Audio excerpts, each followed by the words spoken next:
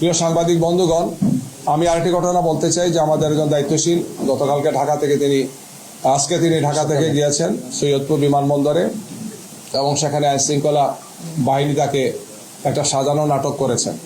তিনি তার বক্তব্য স্পষ্ট করেছেন যে আমার ব্যবসার জন্য আমি আসা যাওয়া করি, ব্যাংক বন্ধ, আমাকে কিছু লেনদেন করতে হয়, এই জন্য তার সাথে কিছু নগদ টাকা ছিল।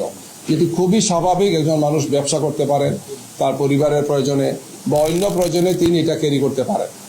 এয়ারপোর্টের মতো একটা রেস্ট্রিক্টেড এরিয়াতে যেখানে খুবই লিমিটেড মানুষের চলাফেরা, সেখানে একটা নাটক সাজানো হয়েছে যে তিনি এই টাকা নিয়ে যাচ্ছেন এবং এটা বিভিন্ন অর্থ করার জন্য বিভিন্ন ধরনের বলা হচ্ছে নিউজ করা হচ্ছে।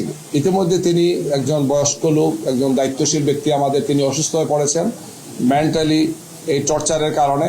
তিনি এই মুহূর্তে হাসপাতালে আছেন, রংপুর হাসপাতালে তাকে নেওয়া হচ্ছে। আমরা খুবই দৃঢ়তার সাথে বলতে চাই, বাংলাদেশ জামাত ইসলামী তার নীতি নির্ধারণ, তার কর্মপন্থা, তার কর্মসূচি এবং তার সাংগঠনিক কার্যক্রম পরিচালনা সবসময় স্বচ্ছতা এবং জবাবদিহিতার সাথে আমরা ভূমিকা পালন করে থাকি। জামাত ইসলামীর নেতৃবৃন্দকে, জামাত ইসলামীকে বিতর্কিত করার জন্য এই ধরনের অপপ্রয়াস অতীতে হয়েছে। গত 28 তারিখ আমিরে জামাত যখন কুষ্টিয়া থেকে সফর আরম্ভ করেন, আপনারা খেয়াল করেছেন, তখন মেহেরপুর জেলা আমিরের গাড়িতে অস্ত্র পাওয়া গিয়েছে এই মর্মে একটা নিউজ দেওয়া হলো। পরে দেখা গেল 1 ঘন্টার মাথায় সেটা হচ্ছে বাস ছিল, লাঠি ছিল অথবা এই ধরনের ছিল যেগুলা কাজের জন্য নেওয়া হচ্ছে, অর্থাৎ সেখানে স্টেজের কাজের জন্য নেওয়া হচ্ছে, শাবল নেওয়া হচ্ছে, কুদাল নেওয়া হচ্ছে।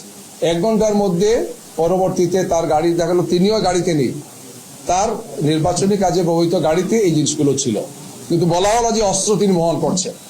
এই ধরনের উদ্দেশ্য প্রণোদিতভাবে কিছু নিউজ তৈরি করে কিছু লোক আইন শৃঙ্খলা বাহিনীর একটা অংশের যোগসাজশে আমাদের ভাবমর্যাদাকে নষ্ট করার জন্য চেষ্টা করা হচ্ছে।